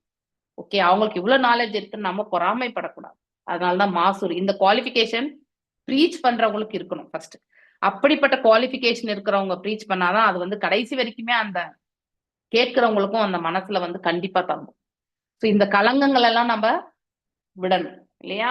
பொருள் ஆசைகள் அற்ற, இப்ப நிறைய பேருக்கு சொல்றவங்களுக்கு மட்டும் இல்ல, கேட்கிறவங்களுக்கு கூட பெருசா ஒன்றும் பொருள் ஆசை அவ்வளவு இருக்காதுன்னு நான் நினைக்கிறேன் இல்லையா? அதாவது பொருளின் மீது இருக்கக்கூடிய மோகத்தை நாம விட்டுருப்போம் இல்லையா? கற்பனையால நம்ம எந்த ஒரு கருத்துமே நம்ம வந்து எடுத்துரைக்கவே முடியாது. எக்ஸாம்பிள்ஸ் வேணா கொடுக்கலாமே வரிய, கம்பேர் பண்றதுக்கு ஒரு ஓமையை வந்து தெரிஞ்சுக்கிறதுக்காக நம்ம வந்து எடுத்துரைக்கலாம வழிய, நம்முடைய கற்பனையால வந்து நம்ம வந்து ஒரு கருத்துக்களை வந்து நாம கண்டிப்பா என்றைக்குமே வந்து வெளிப்படுத்தவே முடியாது. அது தவறான ஒரு இடத்துக்கு போய் சேர்ந்து இல்லையா? தன்னை முற்றிலும் முழுமுதற் கடவுளின் திருவடி தாமரையிடத்துல அடைக்கலம் கொடுத்து விட்ட எஸ் பகவானே, நீயே என்னை பார்த்துப்ப, உன்னுடைய கருணை தான் என்னை ரட்சிக்கும் நினைச்சுட்டு அவங்களுடைய கடமைகளை அவர் ஆற்ற வேண்டும். இப்படிப்பட்ட குவாலிபிகேஷன் ரொம்ப ரொம்ப இந்த குவாலிபிகேஷன் ஆஃப் எ ப்ரீச்சர் அப்படின்றதெல்லாம் இது வருது இல்லையா? சோ இதுல எல்லாம் நம்ம எதுல நிறைவா இருக்கும், எதுல குறைவா இருக்கும்ன்றது நமக்கு நாமே வந்து அதாவது மதிப்பீடு போட்டுண்டு எந்த குறை இருக்கோ அதை வந்து நிறைப்படுவதற்கான முயற்சியில நாம ஈடுபடுத்தணும். என்னென்றால் நாம் எப்போதும் பகவானால் நேசிக்கப்படுகின்ற உண்மை தொண்டர்கள் என்னும் நித்திய உறவினை மறந்து இந்த பௌதீக உலகின் செயல்களிலே நம்ம ஈடுபடுத்தி கொண்டிருக்கிறோம். சோ ப்ரீச்சிங் பண்றவங்களுக்கு வந்து நன்னாவே தெரிய இருக்கும், இது ஆன்மா, இது எப்படி, இது எல்லாமே வந்து நமக்கு தெரிய வரும். அப்போ இறைவனோட நம்ம இருக்கக்கூடிய சம்பந்தத்தை வந்து ஸ்ட்ராங்கா வந்து உறுதிப்படுத்திக்கணும். ஆனா இதெல்லாம் உணராமலே நாம பாட்டுக்கு ஏதோ நமக்கு ஒரு ஆப்பர்ச்சுனிட்டி கொடுத்தாங்க சொல்லிட்டு போறோம்னா அது வேஸ்ட். அது நிறையவே வந்து மனசுல பதியாது.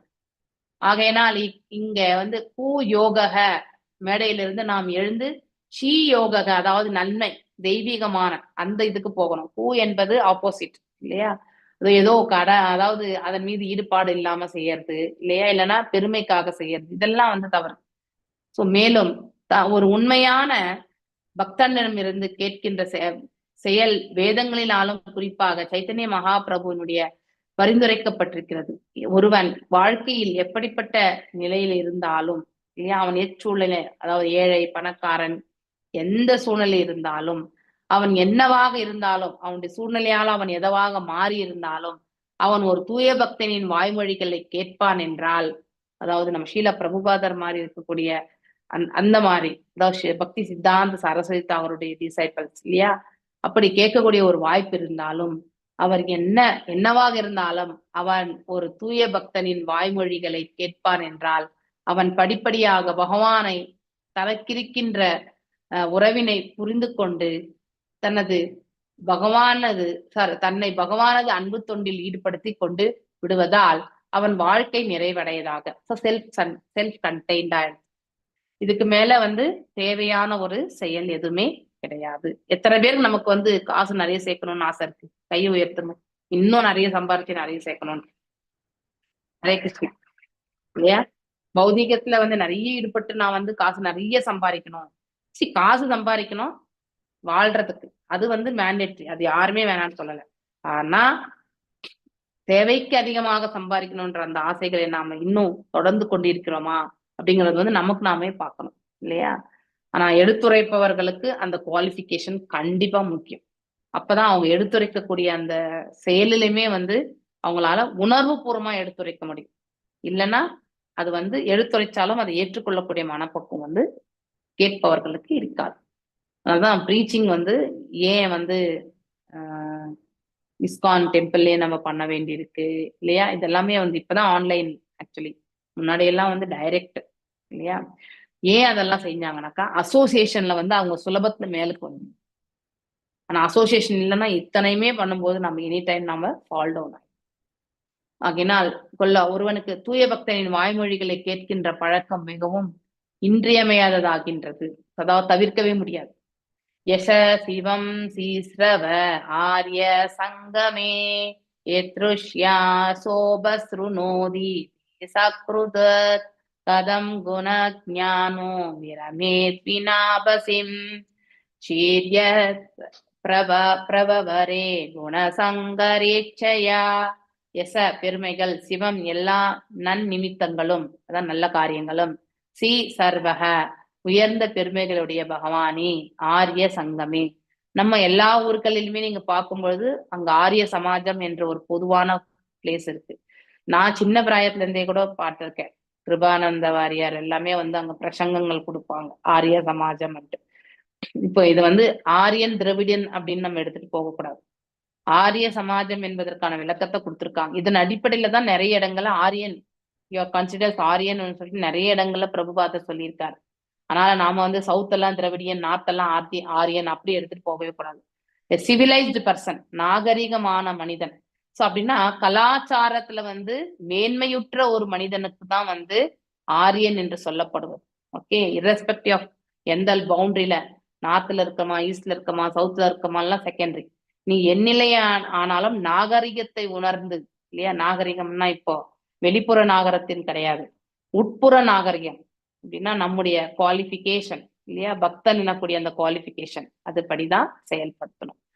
ஆரிய சங்கமே உயர்ந்த பக்தர்களின் தொடர்பினால் எத்ருச்சிய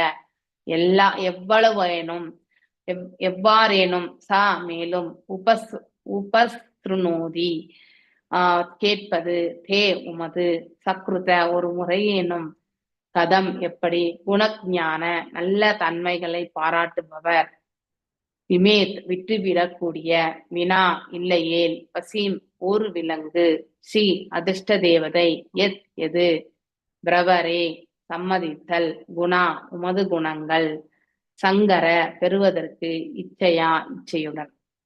மொழிபெயர்ப்பு. எனது வணக்கத்திற்குரிய உயர்ந்த பெருமையுடைய பகவானே, இது கிறிஸ்து மன்னர் இன்னும் தொடர்கிறார். தூய பக்தர்களோடு உறவு கொண்டு ஒருவன், இங்க டிவோட்டி அசோசியேஷன், உமது செயல்களின் பெருமைகளை பற்றி நான் ஒரு முறை கேட்பேன் என்றால் அவன் ஒரு விலங்காக இருந்திருக்கும் பட்சத்தில் அப்பக்தர்களின் உறவினை எக்காரணம் கொண்டு விட்டுவிட மாட்டான். அப்படின்னா விலங்குகளுக்கு வந்து இப்ப விலங்குகளோட வந்து ஓரளவுக்கு புரிஞ்சுக்கிறது, இல்லையா? நாம எல்லாம் ட்ரெயின் பண்ணோம்னா நாய், இல்லையா, எல்லாமே நம்ம சொல்றது எல்லாமே செய்யறது. சோ ஆனா இன் ஜென்ரலா வந்து மனிதனுக்கு 6வது அறிவு என்பது உண்டு, இல்லையா? அது கண்டிப்பா தேவை. இறைவனை பற்றி வந்து எடுத்துரைச்சா அதை வந்து கேட்கறதுக்கு, இல்லையா?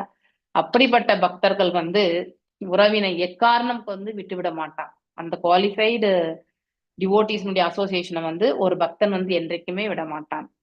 மேலும் புத்திமான் அவர்களது உறவினை கைவிட அக்கறை கொள்ள மாட்டான். அப்படின்னா இன்டெலிஜென்ட் பீப்புள், இல்லையா, அவரது உறவுகளை கைவிட அக்கறை கொள்ள மாட்டான். அப்படின்னா நம்ம வந்து யாரையுமே நம்ம வேணாம்னு சொல்ல வேண்டியதில்லை, வேணும்னு போய் வந்து அவங்களோட பிடிச்சிக்க வேண்டியதே இல்லை. எல்லாமே வந்து நேரில் பார்த்தா பேசணும், வரணும். இந்த மாதிரி ஒரு விருப்பு வெறுப்புகளுக்கெல்லாம் அப்பாற்பட்ட நிலையில இருக்கணும்.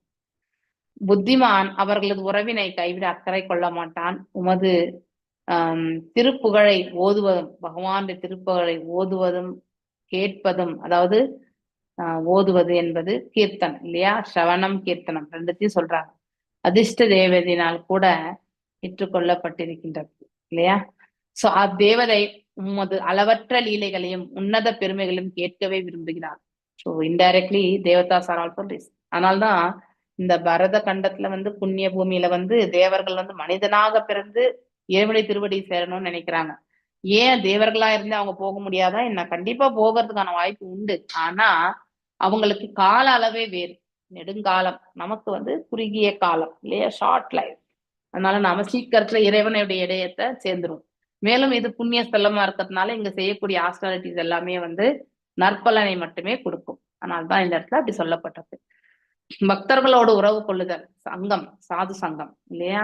அதுதான் ஆரிய சங்கம் என்றும் சொல்லப்படுது. இப்ப சாது சங்கம் சொல்றோம், அது முன்னாடி ஆரிய சங்கம் என்று சொல்லப்படும் என்பது உலகில் மிக முக்கியமான ஒன்றாகும். அசோசியேஷன் இல்லைன்னா நம்ம எதுவுமே பண்ண முடியும். மனித சமுதாய வரலாற்றில் ஆரிய இனமானது இவ்வுலகில் மிகவும் உயர்ந்த இனமாக கருதப்படுகிறது. ஆரியன்ஸ் வந்து ஹையர் டைப். அப்படின்னா ஆரியம் என்றால் வார்த்தை ஆன்மீகத்தில் உயர்ந்தவர்களை பற்றி சொல்றது. அதுதான் Aryans. Not by Dravidian Aryan அந்த இது கலாச்சாரம் கிடையாது. ஆரியர்கள் என்றால் நம்ம வந்து தெய்வீக செயல்களில் வந்து பக்குவத்தை பெற்றவர்கள். அவர்கள் ஆற்றக்கூடிய தொண்டும் வந்து பக்குவமாக அமையும். மேலும் ஏனென்றால் இது வேத கால நாகரிகத்தை அடிப்படையாக கொண்டது இல்லையா? சோ வேதிக் பிரின்சிபிள்ஸ் பிரகாரம் தான் அது சொல்லப்படுது. உலகம் முழுவதும் பறந்து பட்டிருக்கும் இந்த ஆரிய இனமே இந்தோ ஆரியன் என்று, அதாவது இந்தோ ஆரியன் என்று அறியப்படுகிறது. நம்ம அந்த இதுல போய் பாத்தீங்கன்னாக்க மேப்ல வந்து சிவிலைசேஷன்ல வரும்போது இந்தோ ஆரியன் தான் சொல்லுவாங்க. மேலும் வந்து சரித்திர காலத்திற்கு முன்னர் ஆரிய இனத்தை சேர்ந்த எல்லோருமே வேத நெறிகளை பின்பற்றியமையால் அவர்கள் ஆன்மீகத்தில் வளர்ச்சி பெற்றவராக இருந்தனர். அதுதான் ரீசன். ராஜ ரிஷிகள் என்று அழைக்கப்படும், ஃபார் எக்ஸாம்பிள் ஜனக மகாராஜா இல்லையா, இப்ப பிருத்து மகாராஜா, ரிஷபதேவர், இவங்க எல்லாருமே நம்ம படிச்சுட்டு இருக்கோம். சத்திரிய அரசர்கள் நன்கு, அதாவது கல்வி கற்றவர்களாகவும் ஆன்மீக வாழ்க்கையில் முன்னேறுவர்களாகவும் இருந்தாலும் இல்லையா, சோ நான் வேதங்களை விற்பனர் எல்லாமே இருந்தாலும் ஒரு சிறு துன்பம் கூட இயலாது. அது துன்பங்களை வந்து கூட அவங்களால தாங்கிக் கொள்ள முடியாது. அவர்களுக்கு குடிமக்கள் வாழ்ந்தனர். சோ ஆரிய இனத்தினால் முழுமுதற் கடவுளின் பெருமைகள் மிகவும் உயர்வாக பேசப்பட்டன இல்லையா. சோ ஈவன் இன் செகண்ட் சாப்டர்ல பகவத்கீதையில கூட பகவான் இந்த ஆரியனை பத்தி 3rd ஸ்லோகத்துல சொல்றாருன்னு நினைக்கிறேன் எனக்கு தெரிஞ்சு. ஆரியன் என்றால் நாகரிகம் அணிந்த மனிதன். அது ரொம்ப முக்கியம். மற்றவர்களுக்கு எந்தவித தடையும் இல்லை என்ற போதிலும் ஆரிய இனத்தை சேர்ந்தவர்கள் ஆன்மீக வாழ்க்கையில் சாரத்தினை மிகவும் எளிதாக பெற்றுக்கொண்டனர். ஏன்னா அசோசியேஷன், அதனால அவங்களுக்கு சீக்கிரத்துல கிடைச்சது. ஐரோப்பியர்கள் மற்றும் அமெரிக்கர்கள், இந்த பரதகண்டமே புண்ணிய கண்டம் தான் இல்லையா. இது தவிர்த்து நம்ம வெளியே போகும்போது எல்லாமே அப்படியே டீகிரடேஷன் தான். ஸோ ஃபுல் ஹையஸ்ட் பௌதிகம் எந்த இடத்துல, அமெரிக்கா, லண்டன், இந்த இடத்துல எல்லாமே ஃபுல்லு பௌதிகம் தான். ஸோ நம்ம வந்து அங்க அவர்கள் வந்து நன்னிலை அடையணும்னா நிறைய பயிற்சி செய்யணும் இல்லையா. மேலும் ஐரோப்பியர்கள் அமெரிக்கர்கள் தங்கள் காலனி ஆதிக்கத்தை விரிவுபடுத்துவதில் ஆர்வமுடையவர்களாக இருந்த பொழுதும் அவர்கள் தங்கள் திறமையை நிரூபித்தனர். ஆனாலும் பிரபு அதை சொல்ல, என்னுடைய டிசைபிள்ஸ் வந்து ப்ரொனவுன்சியேஷன் சரியா வரலன்னாலும் ப்ரொனவுன்சியேஷன்ல அவங்க வந்து கரெக்ட் அப்படின்றத வந்து சொல்லியிருக்கார். One of the questionnaire. Okay, அதனால மேல்நாட்டுல வந்து இருக்கக்கூடிய பக்தர்கள் எல்லாமே full and full austere. Actually இப்போ பிரபுபாதர் என்ன ஊமையை அடிச்சு கொடுத்தாரோ அது அப்படியே வந்து அவர்கள் வந்து பரிபாலிக்கிறார்கள். ஸோ எந்தோ அவங்க டீக்ரேடடா இருந்தாலும் நம்ம எல்லாமே அப்பர் கிரேட்ல இருக்கோம், ஆனா நாம் அதை உபயோகப்படுத்தி கற்றுக்கிறோம். இது எதனால் என்றால் அவர்கள் தமது உண்மையான ஆன்மீக கலாச்சாரம், ஏதாவது வேத கால நாகரிகத்தின் இழந்தவதையாலும் ஒன்று இல்லைன்னா அதுக்கு நம்ம நிறைய ஸ்டே பண்ணுவோம் இல்லையா, தேடும். அது மாதிரிதான் இப்போது அந்த அறிவு அந்த ஆரிய இனத்தினை சேர்ந்த வாரிசுகள் கிருஷ்ண பக்தி இயக்கத்திற்கு அதிக முக்கியத்துவம் கொடுக்கின்றனர். சரி, அவங்களுடைய பிள்ளைகள். மேலும் அவர்களோடு சேர்ந்து மற்றவர்களும் தூய பக்தர்கள் உதர்கள் உச்சரிக்கின்ற இந்த மகா மந்திரம் இல்லையா, மகா மந்திரத்தை கேட்டால் அது ஏற்படும் உன்னதமான அதிர்ஷ்டத்தின் அறிவதிர்வுகளில் மனதை பறிக்கொடுக்கும். அழகா பாடுறது, கீர்த்தன் பண்றது, அதுல வந்து நம்ம கண்டிப்பா மனசை லைக். மேலும் ஆரியர்களின் மத்தியில் ஓதப்படும் தெய்வீக அதிர்வுகள் மிகவும் அதிர்ஷ்டமானவையாகும் இல்லையா. சோ ஒருத்தருக்கு நம்ம கிருஷ்ண உணர்வு கொடுக்குறோம்னா அது மிக மிக பெரிய வேலை ஆக்சுவலி இல்லையா. சோ ஒருவர் ஆரிய இனத்தை சேர்ந்தவராக இருந்த போதிலும் அம்மந்திரத்தை கேட்க மாத்திரத்திலே அவன் பைனனாக மாறுவான். ஸோ சிவிலைஸ்டு பர்சனுக்கு நீங்க ஒரு முறை சொல்லி கொடுத்தாலே கப்புன்னு பிடிச்சுக்குவாங்க. ஏனென்றால் அந்த ஒலி அதிர்வுகள் எல்லோரிடத்திலுமே மிகுந்த பரபரப்பினை வந்து ஏற்படுத்தி உள்ளன. ஸோ இது ரொம்ப ரொம்ப முக்கியமானது. பக்தியில நாம் எப்படி எல்லாம் செய்யறோம், எவ்வாறெல்லாம் அட்டென்டிவா இருந்து செய்யணும், இதுக்கு எல்லாமே வந்து ரொம்ப அழகா கொடுக்கப்பட்டிருக்கு பர்ஃபெக்ட்ல இல்லையா. பிருத்து மகாராஜா குறிப்பிடுகிறார், பகவான் நாராயணனின் இணை பிரியா துணிவியான லக்ஷ்மி இல்லையா, லக்ஷ்மி தேவி கூட அவரது பெருமைகளை கேட்பதில் அதிக ஆர்வம் கொண்டுள்ளார். எஸ், தூய பக்தர்களான கோபியரோடு உறவு கொள்ளும் அதிர்ஷ்ட தேவதையான லக்ஷ்மி மிக கடுமையான தவங்கள் எல்லாம் மேற்கொண்டார் என்று மாயாவாதிகள் கேட்கலாம், ஏன் ஒருவன் ஹரே கிருஷ்ணா மகாமந்திரத்தை வந்து வருடக்கணக்காக சொல்லிக் கொண்டிருக்க வேண்டும் இல்லையா? நாம் எல்லாமே வருடக்கணக்காக சொல்லிட்டு இருக்கோம். அதற்கு பதிலாக அவன் அதை நிறுத்திவிட்டு தன் கைவல்லி விடுதலை, அதாவது பிரகாசத்தை பார்த்து பிரம்ம ஜோதியில கலக்கக்கூடியதை வந்து ஏன் செய்யக்கூடாது இல்லையா? மிக அதாவது அதுக்கு பதிலா அவன் அதை நிறுத்திவிட்டு ஏன் கைவல்லி விடுதலை அப்படின்னா அந்த பிரம்ம ஜோதியில இணையறது, அல்லது பகவான் தோற்றத்தோடு இணைவதற்கு விடுதலை, அது பகவான் திருமேனிலிருந்து தான் வருது அந்த பிரம்ம ஜோதி, அதுல போய் இணையறது, அல்லது அல்லது பகவானை தோற்றத்தோடு முயற்சி செய்யக்கூடாது இல்லையா என்று இதற்கு பதில் வந்து ஏதாவது 3 ஆப்ஷன் கொடுக்குறாங்க. ஒண்ணு வந்து கைவல்யம், ரெண்டாவது வந்து அந்த ஜபத்தையே விட்டுட்டு கைவல்யம், ரெண்டாவது வந்து பகவானுடைய தோற்றத்துல போய் இணைஞ்சிருது. ஏன்னா நம்ம எல்லாம் பாட்டன் பார்சல்னு நினைக்கிறோம் இல்லையா? படிச்சுட்டே இருக்கோம் நம்ம எவ்வாறு பாட்டன் பார்சல்ன்றது கூட யாக சக்கரத்துல நம்ம தெரிஞ்சுக்கிறோம் இல்லையா? மேலும் பகவானின் தோற்றத்தோடு இணைவதற்கு விடுதலை, அல்லது பகவானின் தோற்றத்தோடு இணைவதற்கு முயற்சி செய்யக்கூடாது என்று. இது செகண்ட் இன்னொரு கேரக்டர். இந்த 3 நிலைகள். இதற்கு பதில் மகாராஜா பிருது என்ன சொல்றாருன்னா, அதாவது இம்மகா மந்திரத்தை ஓதுவதனால் கிடைக்கும் உயர்ந்த மயக்கத்தினை அவன் ஒரு விலங்காக இல்லாதிருக்கும் பட்சத்தில் அவனால விட்டுவிட முடியாது என்று சொல்றார். அப்படின்னா மனித பிறவியில் இருக்கும் பொழுது நாம் அதனுடைய உச்சாரணத்தை வந்து அதனுடைய ருச்சியை நம்ம வந்து அனுபவிச்ச பிறகு அதை நாம கண்டிப்பா விட மாட்டோம். சோ இது இது தொடர்பாக ஒரு விலங்கு மட்டுமே ஹரே கிருஷ்ணா என்று சொல்வதை விட்டுவிட்டு விடும் என்கிறார். அப்படின்னா நாம் மனிதனாக இருந்தாலும் நம்முடைய குவாலிட்டிஸ் எல்லாமே விலங்கு தன்மையாக இருந்தால் இல்லையா, அதாவது அவருடைய உயர்ந்த ஆளுமையை வந்து ஏற்றுக்கொள்ள முடியாத அந்த மனசு, இது எல்லாமே வந்து இருக்கும் பொழுது ஆட்டோமேட்டிக்கலி வந்து அது வந்து அவங்களுக்கு சேராது அந்த இது இல்லையா? அவனை விட்டு விட முடியாது பட்சத்தில் அவனால் விட்டு விட முடியாது. ஆனா அந்த நாம ருச்சியை வந்து அவன் ஏற்றுக்கொண்டிருந்தால் அவனால அதை கண்டிப்பா விடாம பயிற்சி செய்ய முடியும். என்னைக்காவது ஒரு நாளோட அவனால வந்து விட முடியாது. சொன்னதான் இதுதான் மனிதனுக்கும் விலங்குக்கும் இருக்கக்கூடிய வித்தியாசம். அதாவது நமக்கு கொடுத்துருக்கக்கூடிய இந்த மனசு புத்தி இல்லையா? சோ இந்த இன்டெலிஜென்ஸ் தான் ரொம்ப ரொம்ப தேவையாச்சு. ஒரு விலங்கு மட்டுமே ஹரே கிருஷ்ணா என்று சொல்வதை விட்டுவிடும். விலங்கு வந்து சொல்லாது எதுவுமே. அவ்வாறு விலங்கில்லாத உண்மையில் புத்திசாலியாக உயர்ந்தவர்களாகவும் நாகரிக மனிதர்களாகவும் இருப்பவர்களால் ஹரே கிருஷ்ணா கிருஷ்ண கிருஷ்ண ஹரே ஹரே, ஹரே ராம ராம ராம ஹரே ஹரே சோ என்று சொல்லும் தொடர்ந்து பயிற்சியை மட்டும் விட்டுவிடவே கண்டிப்பா முடியாது. ஒரு பக்தன் இந்த மந்திரத்தினுடைய மகிமையை உணர்ந்து கொண்டான் என்றால் அவனால இதை வந்து கண்டிப்பா விட முடியாது. வாஞ்ச கல்பதாரூபியஷ கிருபா சிந்துபியவச்ச பதிதனாம் பாவனேபியோ வைஷ்ணவேபியோ நமோ நமக. அனந்த கோட்டி வைஷ்ணவ விருந்துக்கு ஜெய். நாமச்சாரிய ஹரிதாஸ் தாகூருக்கு ஜெய். ஹரே கிருஷ்ணா கிருஷ்ண கிருஷ்ண ஹரே ஹரே, ஹரே ராம ராம ராம ஹரே ஹரே. ஹரே கிருஷ்ண மாதாஜி. ஹரே கிருஷ்ணா. ஹரே கிருஷ்ணா மாதாஜி. ஹரே கிருஷ்ணா மாதாஜி. எல்லா